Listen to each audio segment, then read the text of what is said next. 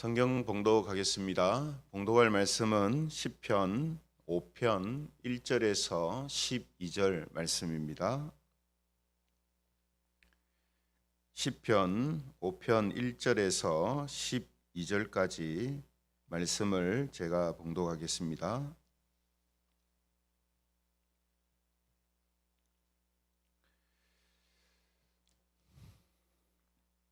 시편 5편 1절에서 12절입니다. 1절부터 봉독하겠습니다. 여호와여, 나의 말에 귀를 기울이사 나의 심정을 헤아려 주소서. 나의 왕 나의 하나님이여, 내가 부르짖는 소리를 들으소서. 내가 주께 기도하나이다. 여호와여, 아침에 주께서 나의 소리를 들으시리니 아침에 내가 주께 기도하고 바라리이다. 주는 죄악을 기뻐하는 신이 아니시니 악이 주와 함께 머물지 못하며 오만한 자들이 주의 목전에 서지 못하리이다. 주는 모든 행악자를 미워하시며 거짓말하는 자들을 멸망시키리이다. 여호와께서는 피 흘리기를 즐기는 자와 속이는 자를 싫어하시나이다. 오직 나는 주의 풍성한 사랑을 힘입어 주의 집에 들어가 주를 경외함으로 성전을 향하여 예배하리이다. 여호와여, 나의 원수들로 말미암아 주의 의로 나를 인도하시고 주의 길을 내 목전에 곱게 하소서. 그들의 입에 신실함이 없고 그들의 심중이 심히 악하며 그들의 목구멍은 열린 무덤 같고 그들의 혀로는 아첨하나이다. 하나님이여, 그들을 정죄하사 자기 꾀에 빠지게 하시고 그 많은 허물로 말미암아 그들을 쫓아내소서. 그들이 주를 배역함이니이다. 그러나 주께 피하는 모든 사람은 다 기뻐하며 주의 보호로 말미암아 영원히 기뻐 외치고 주의 이름을 사랑하는 자들은 주를 즐거워하리이다. 같이 읽겠습니다. 여호와여, 주는 의인에게 복을 주시고 방패로 함같이 은혜로 그를 호위하시리이다. 아멘. 오늘은 의인의 네 가지 특징이라는 제목을 가지고 하나님 말씀을 증거하겠습니다. 의인의 네 가지 특징. 우리가 다윗의 이 시편 5편을 읽었는데요. 하나님을 다윗은 이렇게 묘사를 하고 있습니다.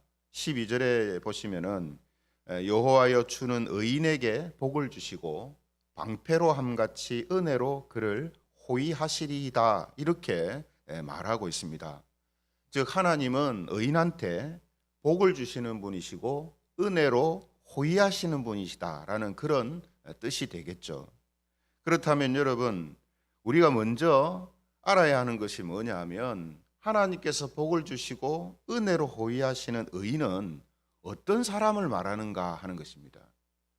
의인한테 이런 복을 주시고 은혜를 주신다 했잖아요. 그러면 의인이 도대체 누구지? 이걸 알아야 우리도 하나님이 주시는 복, 또 하나님이 우리를 호위해 주시는 그런 삶을 더 가깝고 풍성하게 살아갈 수 있지 않겠습니까?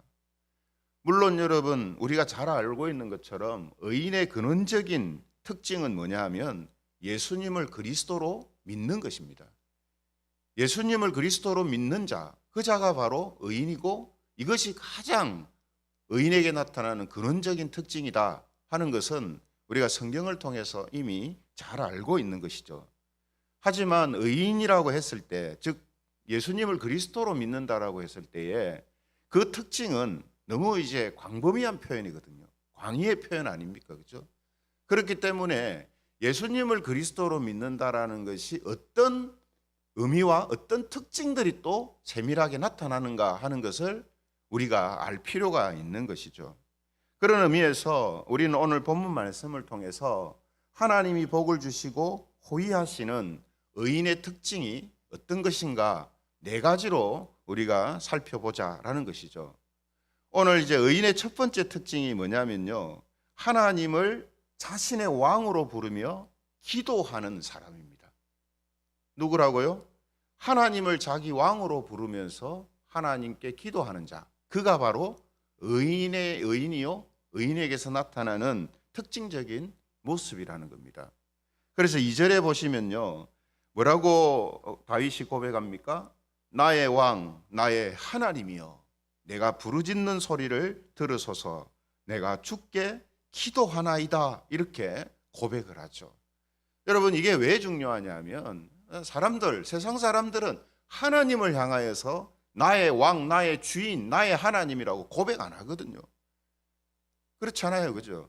이것은 예수님을 그리스도로 믿는 사람들한테만 나타나는 특징적인 모습입니다. 그러므로 다윗은 하나님을 나의 왕, 나의 하나님이라고 부르면서 지금 기도하고 있다라는 거죠. 왜냐하면 하나님은 이스라엘의 왕이기도 하지만 또 기독교에서 하나님이라고 부르기도 하지만 그것은 객관적이고 넓은 의미에서의 특징이죠. 그죠? 우리 개개인이 다 뭡니까?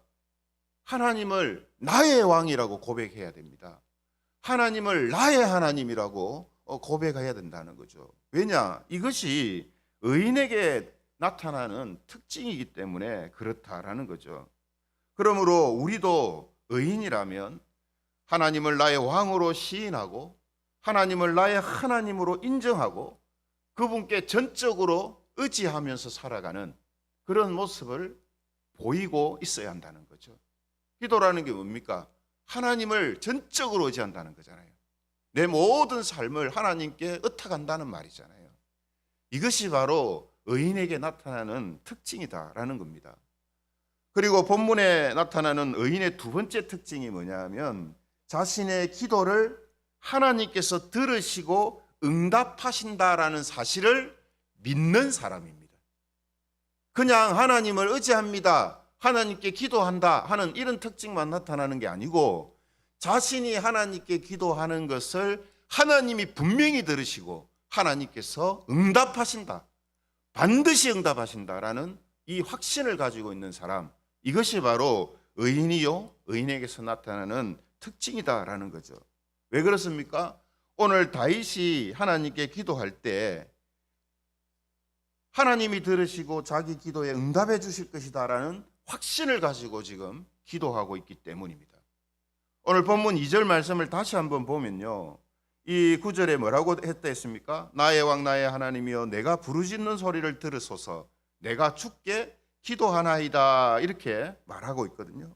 근데 여러분, 이 2절에서 원어에 있는 중요한 단어가 하나 빠져 있습니다. 번역이 안 됐단 말이죠. 그게 무슨 단어냐면 왜냐하면이라는 단어예요. 왜냐하면. 이게 왜냐하면이라는 뜻을 가진 이 히브리어로 키라는 단어가 빠져 있는데요. 이 키라는 단어를 넣어서 원어 그대로 번역을 이제 하면 어떻게 되냐면 나의 왕 나의 하나님이여 내가 부르짖는 소리를 들으소서, 왜냐하면 내가 당신께 기도하기 때문입니다, 이런 뜻이 됩니다. 여러분, 이 단어가 정말 중요한 의미를 이 구절에서 갖고 있습니다. 왜냐하면 여러분, 기도를 할 때 그냥 하나님 제 기도를 들어주세요, 내가 그렇게 기도를 들어줄 줄 내가 바랍니다, 기대합니다, 이런 뜻이 아니란 말이죠. 다윗이 지금 뭐라고 했습니까? 내가 하나님께 기도했기 때문에 하나님은 당연히 다윗의 기도를 듣고 응답하셔야 됩니다, 이렇게 지금 이야기하고 있는 거예요. 왜 이렇게 이야기합니까? 이건 뭐 그냥 하나님께 강짜 부리는 게 아닙니다. 내가 기도했으니까 하나님 무조건 들어주세요, 이렇게 아니라 내가 기도함으로 인하여서 하나님이 내 기도를 반드시 듣고 응답해 주신다라는 그런 의미를 가지고 이야기하고 있는 거거든요. 이런 제 뉘앙스는 3절에도 나오고 있습니다. 3절에 보면요, 여호와여 아침에 주께서 나의 소리를 들으시리니 아침에 내가 주께 기도하고 바라리이다, 이렇게 되어 있습니다. 기도하고 바라리이다. 이 바라리이다라는 이 단어도요, 히브리어로 아차페라는 단어인데 이 아차페라는 단어는요, 둘러본다, 지켜본다, 이런 뜻을 갖고 있습니다. 그래서 지금 우리나라 이제 번역은 보면 그냥 쓱 읽으면은 마치 내가 주께 기도하고 그냥 의지하면서 하나님을 의지하겠습니다, 이런 제 뜻으로 말하고 있는 것처럼 보이는데 사실은 뭡니까? 주께 기도하고 의지하겠다는 뜻이 아니라 자기의 기도에 하나님이 어떻게 응답하는지를 자세하게 지켜보겠다는 뜻입니다. 하나님이 내 기도를 들으시고 분명히 응답하실 건데 어떤 방식으로 지금 응답하실 것인지를 내가 자세하게 지켜보겠습니다, 이런 뜻입니다. 그러니까 여러분, 기도라는 것을 할 때 그냥 기도해놓고 아이고 하나님이 뭐 언젠가는 해주시겠지 뭐 이런 의미로 기도하는 게 아니라 반드시 내 기도에 하나님이 응답하실 것이고, 왜? 그리고 그 기도를 어떻게 응답하시는지 내가 자세하게 살펴보겠다. 왜 자세하게 살펴보겠다고 합니까? 기도에 응답하실 것을 확신하기 때문입니다. 그러니까 지금 다윗이 하는 이 기도는요, 그냥 막연하게 하는 기도가 아닙니다. 자기의 기도에 반드시 하나님이 들으시고 응답하실 것이다. 그리고 내가 어떻게 응답하시는지를 내가 주의 깊게 자세하게 볼 것이다. 이 정도로 자신의 기도에 하나님이 응답하실 것을 확신하고 지금 기도하고 있다는 거죠. 여러분, 이게 바로 의인에게 나타나는 아주 중요한 특징 중에 하나입니다. 여러분, 지금 다윗이 이렇게 기도 응답에 대한 확신을 가지는 그 이유가 있습니다. 그 이유가 뭐냐면요, 자기 기도와 관련해서 하나님이 어떤 분이신지를 너무 잘 알고 기도하기 때문이에요. 하나님에 대해서 너무 잘 알고 자기 기도하고 관련해서 하나님은 분명히 이런 분이시기 때문에 내가 하나님의 그 속성과 그 뜻 가운데 기도할 때 반드시 들으시고 반드시 응답하신다, 이런 믿음을 가지고 있기 때문에 지금 다윗이 이렇게 확신 가운데 기도하고 있다라는 거죠. 그래서 여러분, 4절에서 이제 6절까지 이제 보면요, 다윗은 악인들의 모습을 열거하면서 하나님은 죄악을 기뻐하시지 않고 죄악으로 사는 악인들을 미워하시는 분이시다라는 사실을 고백합니다. 왜냐하면 다윗은 하나님이 이런 분이신 줄 아는 거예요. 하나님은 하나님을 대적하고 하나님을 배역하고 그로 인하여서 하나님의 나라와 하나님의 백성들을 무너뜨리려고 하는 이런 모습들을 가지고 죄악을 먹고 마시는 사람들을 미워하시고 그들을 정죄하시고 심판하시는 분이라는 사실을 알고 있기 때문에 자기가 하는 기도가 딱 그 기도거든요. 그렇죠? 그래서 여러분, 우리가 시편 1편 1편을 처음 시작할 때 제가 뭐라고 말씀드렸습니까? 시편 안에서 나오는 이 의인과 악인이라는 구조는 단순히 내 개인적인 원수를 이야기하는 게 아니라 하나님을 대적하고 하나님의 나라와 하나님의 백성들을 무너뜨리려고 하는 악한 사단의 세력을 지금 악인이라고 지칭한다라고 말씀드렸잖아요. 오늘 다윗의 기도도 마찬가지입니다. 다윗이 자기 개인의 원수를 지금 벌해달라고 기도하는 게 아닙니다. 그래서 곳곳에 뭡니까? 10절 하반절에도 보면 그들이 주를 배역함이다 이렇게 표현하잖아요. 그러니까 이 악인들은 단순히 다윗의 원수, 개인적인 원수이거나 그냥 사회를 어지럽히는 악한 사람들을 지금 이야기하는 게 아닙니다. 그런 모습들이 나타나는 것은 근원적으로 그들이 하나님을 대적하고 하나님을 배척하는 이런 모습들을 갖고 있기 때문에 이런 게 나타난다라고 지금 이야기하고 있는 거거든요. 그러므로 다윗을 지금 힘들게 하고 다윗을 괴롭게 하는 바로 그런 세력들이 하나님을 대적하고 하나님을 배역하는 사람들이기 때문에 그들을 정죄해 주시고 그들을 무너뜨려 달라고 기도하는 이 다윗의 기도는 반드시 하나님이 들으시고 응답하실 것이라는 확신을 갖고 지금 기도하는 거예요. 그래서 여러분, 우리가 기도할 때도 그렇습니다. 우리가 하나님 뜻대로 기도할 때 우리는 기도에 대한 확신을 갖고 응답에 대한 확신을 갖고 기도할 수 있는 거예요.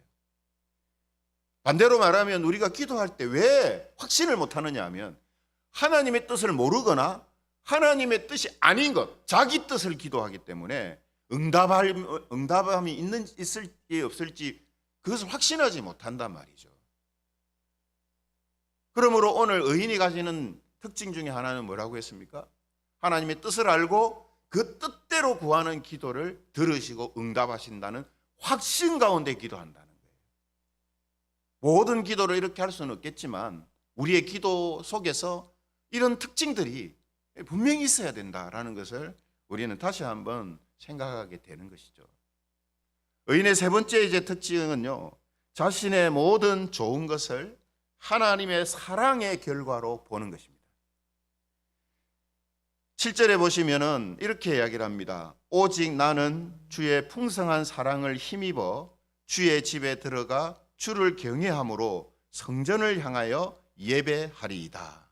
여러분, 의인은 자신이 하나님을 경외하게 된 것도, 하나님께 자기가 예배드리게 된 것도 전부 다 무엇 때문이라고 고백하냐면 하나님의 풍성한 사랑 때문입니다라고 고백하는 사람입니다. 즉 자기에게 좋은 모든 좋은 것들이 내가 뭐 어떻게 해서 얻은 게 아니라 하나님께서 나를 사랑하심으로 인하여서 내게 베풀어 주신 것이다라는 이 믿음과 고백이 나타나요. 그저 가식적이고 외식적인 그런 모습으로 하는 게 아니라 진짜로 그렇게 생각하고 진짜로 그렇게 고백한다는 말이에요. 내가 가진 모든 좋은 것들 다 하나님께서 나를 사랑하심으로 베풀어 주시고 은혜로 나에게 더하여 주신 것입니다. 이러한 고백과 믿음이 분명히 있단 말이죠. 이게 바로 의인에게서 나타나는 특징적인 모습입니다. 의인이 아닌 사람은 그럼 어떻습니까? 내가 다 했다라고 말합니다. 내가 다 했다. 예수님을 그리스도라고 믿는다고 하는 사람도 바른 신앙의 모습을 가지고 있지 않으면 어떻게 한다고요? 내가 다 했다. 내가 이렇게 했기 때문에 다 내가 지금 갖고 있고 누리고 있는 거다. 원인을 다 어디에서 두냐? 어디에 두냐면 자기 자신한테 둔단 말이죠. 하지만 의인은 어떻습니까? 그 모든 좋은 것의 원인을, 동기를, 근원을 어디에 둬요? 하나님, 그 하나님이 내게 나를 사랑하심에 둔단 말이에요. 이게 의인의 특징입니다. 마지막으로 의인의 네 번째 특징은 뭐냐면요, 하나님께 피하는 모든 사람은 다 기뻐하게 될 것이다 라는 사실을 믿는 사람입니다. 11절에 보시면은 이렇게 이야기를 합니다. 그러나 주께 피하는 모든 사람은 다 기뻐하며 주의 보호로 말미암아 영원히 기뻐 외치고 주의 이름을 사랑하는 자들은 주를 즐거워하리이다. 무슨 뜻입니까? 의인은 하나님을 의지하고 그분께 피하기만 하면 하나님이 보호해 주시고 그로 인해서 기뻐하고 즐거워하게 된다는 사실을 믿는 사람들이다 이 말이에요.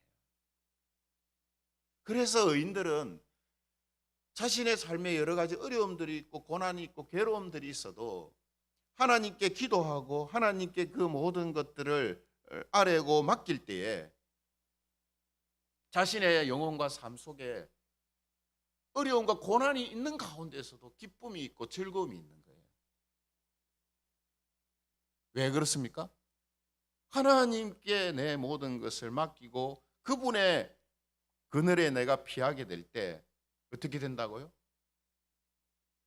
하나님께서는 나를 기쁨과 즐거움으로 노래하는 자로 세우실 것이다 라는 사실을 알고 믿기 때문입니다. 그러므로 성도 여러분, 오늘 이 시간에는 본문 말씀을 통해서 의인의 네 가지 특징을 살펴봤습니다. 정리하자면 의인의 첫 번째 특징은 하나님을 나의 왕, 나의 하나님으로 부르며 의지한다라는 것이고요. 두 번째 특징은 하나님의 뜻대로 구하면 하나님은 듣고 응답하신다는 사실을 믿고 기도하는 사람이다라는 것입니다. 세 번째 특징은 자신의 모든 좋은 것을 하나님 사랑의 결과로 보는 것입니다. 마지막 네 번째 특징은 하나님께 피하는 모든 사람은 결국 다 기뻐하게 될 것이다 라는 이 사실을 믿는 것이다 라는 거죠. 그리고 이런 네 가지 특징을 가진 의인들에게 하나님은 12절의 말씀처럼 복을 주시고 방패로 함같이 은혜로 그를 호위하시리이다. 복을 주시고 우리를 은혜로 호위하시는 그런 하나님을 우리는 경험하게 되고, 하나님은 우리를 그렇게 대하시고 그렇게 인도해 가신다라는 거죠. 그러므로 성도 여러분, 오늘 이 말씀을 통해서 우리 모두가 이런 네 가지 모습, 네 가지 특징을 가지고 또 이런 특징들이 나타나는 그런 사람들로 우리가 살아가기를 원합니다.